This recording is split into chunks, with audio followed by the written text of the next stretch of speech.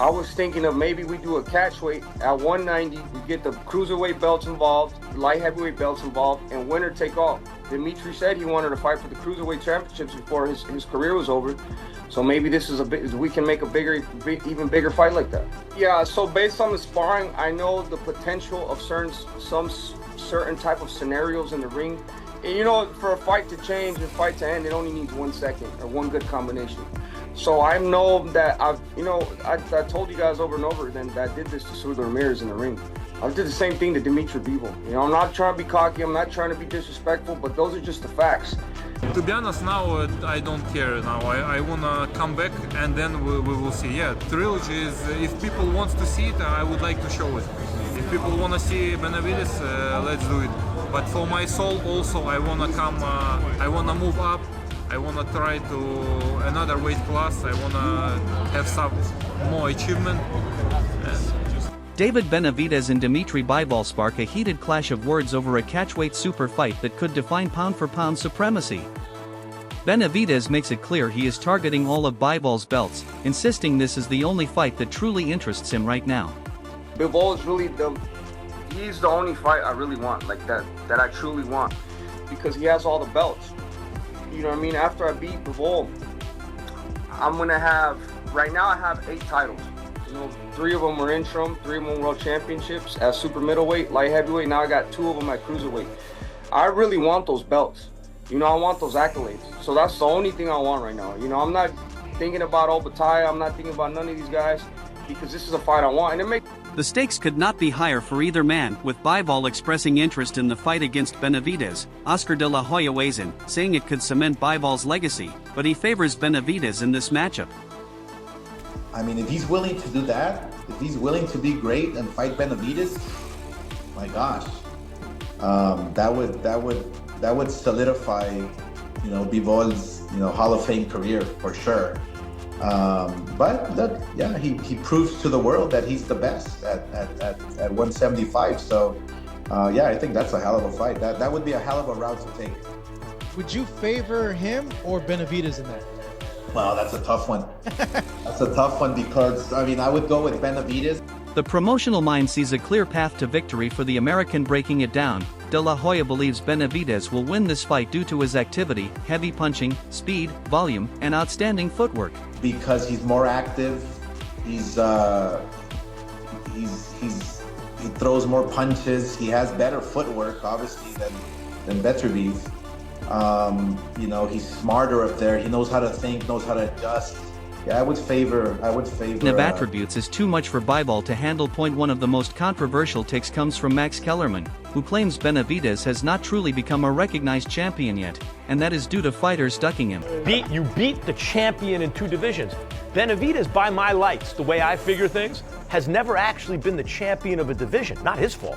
Canelo never gave him a shot. So far, neither Bivol gave him a shot, nor Beterbiev, when he was a champ, gave him a shot. Bataya is a champion who is sitting there going, I want to fight you, right? Look, the fact that no one's fought Benavidez, you understand. And I know he just beat Zurdo Ramirez and there were belts on the line. The actual champion of the division is different. Let's say the most likely scenario is he goes back down to light heavy and he fights Bivol, who right now is the light heavyweight champion of the world. Avoidance has followed Benavidez throughout his career. The debate continues over whether Benavidez should stay at cruiserweight or drop to light heavyweight, with Devin Haney warning that cutting down could harm his performance. I don't love that for him because we've seen guys like Roy Jones go up in weight and come back down, and they just aren't the same. I think he was already killing himself to make the weight. I've seen him do the weight cuts. I think that, you know, those weight cuts are brutal on him. I think that he's at cruiserweight. This is where we've seen the best of him. I think he should stay up there. You know, guys, I agree, and I'll tell you something else. Where are you with this? Me? I like it. I like the fight. You like him going back down? I think. Or do you want Bivol to come up? I think Bivol, no. Go back down if he likes to. He could choose it. I mean, he's champion in both weight. But concerned. At one point, Max even argued that Teofimo should not be considered a true title holder, stating Benavidez has not yet received the fights he deserves. should not be calling the title holders champions, because think of how hard it was. You actually had to be the champion of the whole wide world. It's different. It's different. The guys who need to call themselves champions who just grab a belt are the dudes who aren't good enough or didn't have the opportunity to even fight those fights. Anyway. It hits different, and I feel like with Bivol, I think he's the only one that'll possibly give David Benavidez a little bit of run for his money. What do you like in the fight? Moving all that. Because of the movement, I think that Benavidez really capitalizes when you're right there with him. Yeah. And I think Bivol doesn't give you that kind. The frustration with the division's politics is evident. The future of Benavidez is widely debated, with Sean Porter stepping in and insisting he must carefully decide his weight class moving forward. He also points to Gvozdyk as the ideal first matchup he would like to see. Porter adds that Bivol would actually face a tougher challenge against Benavidez than he did against Better Biv. Meanwhile, the rivalry triangle with Better Biv and Bivol continues to hang over the division, keeping the entire situation unpredictable. Focusing on the Benavidez and Bivol matchup, Porter highlights how this fight is even more entertaining and attractive than Bivol's trilogy with Better Biv. At that weight class, I personally want to see the fight against Opataya. I personally want to see the fight against Bivol. Bivol, you're still around, and since you're still around, not that we're feeding you to the wolves, but this guy I think is young, vibrant, and probably will be, in a lot of ways, a tougher fight than Benavidez. Or I'm sorry, than. Of course. Remember, I've been saying that. People, I'm good on the trilogy, man. Let Benavidez get his shot. Porter, Better Biv is not overly complicated, more of a straightforward fighter you can target and hit. But Benavidez and Bivol bring a different level of excitement, both capable of hurting each other with skill and pressure.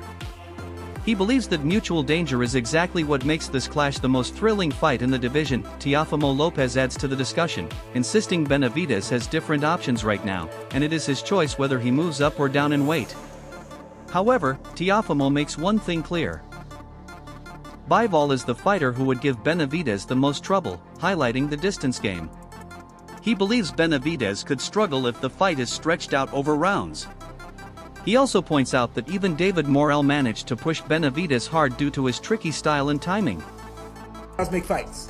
With Dmitry, he's not complicated. He's going to be right there to hit and be hit, And like we saw with Bivol, it's up to Bivol to make the right move, not be in the wrong spot at the right time. But with this fight with Benavidez, to me, there's just so much more that both these guys can do against one another that it makes it a better fight than the trilogy match with Benavidez. Stepping into the discussion, Ariel Helwani looks at the Benavidez versus Bivol matchup and calls it a gigantic fight. He reflects on why American fans still remember Bivol for beating Canelo and how that connection to the Canelo rivalry with Benavidez could turn this into a sensational clash for the generations. Helwani also highlights how David Morrell's heated build-up with Benavidez helped sell out arenas, suggesting that with Bivol, the scale and global attention could be even bigger than before. With Benavidez offering Bivol a catchweight super fight, the debate continues to grow. Chris L. He's in a new place right now. I get it. Is he in a tough place because he's at cruiserweight, and then if he drops back down to 175, or the fight with Usyk is a heavyweight, then he's in a hard place. Well, how should he maneuver that? If he's cruiserweight, then they have a new weight class, a bridgerweight, or is that only on WBC side? Yeah. Only WBC? Yeah, that's an option. You know what I mean? And he's basically WBC's world champion, so they could probably round him there too. So many avenues for him. You mentioned you think Bivol is probably the only one that could challenge just because of the distance. Yeah. David Morrell gave him a tough fight, you know what I mean? And that was just from the range a little bit here and there, and giving him a fight. Yuri shares his thoughts, believing Benavidez is confusing the public with these calls because it is hard to believe he would drop back to 175 after already proving himself at cruiserweight. He calls it a real shame if that direction is taken, but still insists Benavidez is full of surprises. Algieri suggests this uncertainty only adds more tension and intrigue to an already explosive potential matchup. On the sideline, Roy Jones Jr. urges Benavidez to go straight after Usyk and avoid names like Gvozdyk, Bivol, or Better Biv, insisting he is ready right now and at his peak. Bivol, way bigger here in America. We just saw Benavidez carry a promotion with David Morrell, and Morrell did his part as well, but they sold out T-Mobile. A lot of people thought they wouldn't be able to do that. and now you bring in Dmitry Bivol, who a lot of American fans remember was the guy to beat Canelo Alvarez just a few years back. I think it would be a gigantic fight. Similar to Jones calling Benavidez the hottest fighter in boxing at this moment. Chris Algieri, while a big fan of Roy Jones, does not fully agree with rushing into a fight with Usyk at this stage. He weighs both views, suggesting Usyk could face a serious test, but not necessarily a long reign. In his opinion, if Benavidez takes on a legend now, his legacy will be firmly cemented. Looking at the buzz, Benavidez has responded to growing talk of a possible fight with Alexander Usyk, saying he is not fully convinced the matchup is realistic at this stage. Fight week, when he was saying, I feel so good, you're going to see the best version of me. Because if you go out there and you do exactly what he did, you're not going to want to leave the weight class. You're going to want to struggle and get back down to 75 when you literally look your best at this weight. So the writing was kind of on the wall with that, and now that he's alluding to that, that tells me that he's probably not going back down to 75 again, which is a real shame, because I know I really want that Bivol fight. But listen, David is full of surprises. Even with Turki Alilshik pushing for it, Benavidez feels jumping straight into heavyweight level competition is a step too far for now. He explains that his main focus remains dominating both light heavyweight and cruiserweight first. Only after proving complete control there would he consider moving up and taking on such a major challenge. Benavidez opens up about the competitive mindset behind the ongoing discussion, saying challenges like Usyk do genuinely spark interest in him. However, he emphasizes that motivation alone is not enough without the right preparation and timing. He explains that moving from cruiserweight to heavyweight demands gradual adjustment, proper conditioning, and careful physical development. According to him, rushing into that environment would carry too much risk at this stage of his career. Still, he admits the ambition to test himself against the very best remains strong deep down, even if patience is currently the smarter approach. Podcast. Roy is an absolute legend. I always pay homage to Roy. He's my favorite fighter who I've ever seen fight live in my lifetime. I don't like the idea of going right for Usyk. I know it's I know it's a big name. I know this would be the only opportunity to do it, and I think that's where he's coming from, because Usyk's not around for a long time. He's here for a good time, not a long time. So if you're gonna fight a living legend, an epic guy, like you're gonna get one of those fights, you know, this is it. There's not many like Usyk. It's like me getting the Pacquiao fight. Like, if I didn't fight Pacquiao, like I got to fight a legend. I fought a... Making his intentions clear, Benavidez is preparing to move back down to light heavyweight as he sets his sights on an undisputed clash with unified champion Dmitry Bivol, who is expected to face Michael Eifert on May 30th. The unbeaten American says discussions have already taken place with Bivol's team and he is confident the matchup will happen this year. After adding more success at cruiserweight, he now shifts full focus to light heavyweight, insisting the long-awaited showdown is already in progress and edging closer to reality. As the possibility of a fight between Benavidez and Bivol continues to build, Andre Durrell steps in with a blunt assessment. As of me for having a competitive spirit, that definitely does interest me. You know, like I said, at the end of the day, you don't know what's possible until you make it possible. You know what I mean? And a lot of people think I can't beat Usyk, but if I really put my mind into it and, you know, train for maybe like a year, because I barely came up to heavyweight. I barely came up to cruiserweight. I can't just go up to heavyweight like that. You know what I mean? But if I train myself and I prepare myself, I could beat anybody in the world. But right now, that's not possible for me in my eye. He points out what he sees as the biggest flaw in Benavidez's approach and insists that Bivol represents the final boss in this scenario, someone who will cause serious problems. Durrell highlights footwork as the key factor, arguing that Benavidez will struggle to cut off the ring effectively. He believes Bivol's movement and control of distance will ultimately be the deciding edge, making him the likely winner in this matchup. According to Durrell, Benavidez will enter the fight against Bivol at the peak of his abilities and may even be remembered for giving one of the best and toughest performances against him. I want to be a reigning champion at 175 and cruiserweight. So that's already kind of hard to do that. If I go up to heavyweight, then I should forget about light heavyweight, because you know the weight difference is just way too big. But I'm never gonna say never, because maybe in the future when I'm like 35, maybe 36, we could go up to heavyweight. But right now I'm really just, you know, I'm just really just taking care of the cruiserweight and the light heavyweight division. He ultimately believes the defeat will still be handed to Benavidez by Bivol. Dural adds that this outcome would come with valuable lessons for Benavidez, shaping him for future challenges. He fight Bivol, and that's exactly what I'm gonna do. Now I won 2 more titles at cruiserweight. Now it's time to capture the rest of the titles at light heavyweight. I love that. Do you think that it could happen? Is the dream for it to happen in September, Mexican Independence Day weekend? Is that what you want?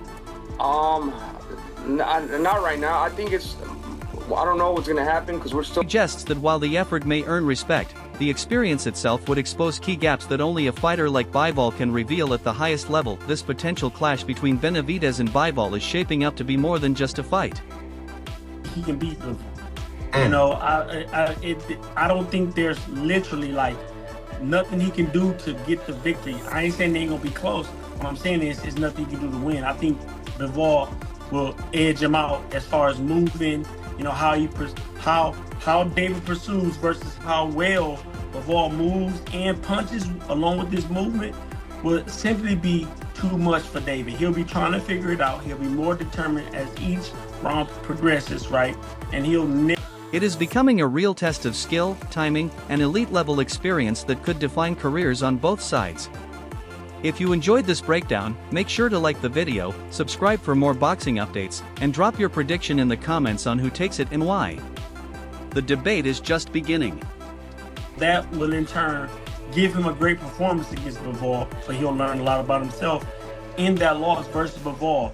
That's the only sure thing for me, and I hate to be that guy, but I have to be that guy. I'm a boxer first, right? I see the talent, I see the skill set, right? I see the work ethic, you know, I see it all in Bivol, right? You know what I'm saying? He's very, very difficult to beat.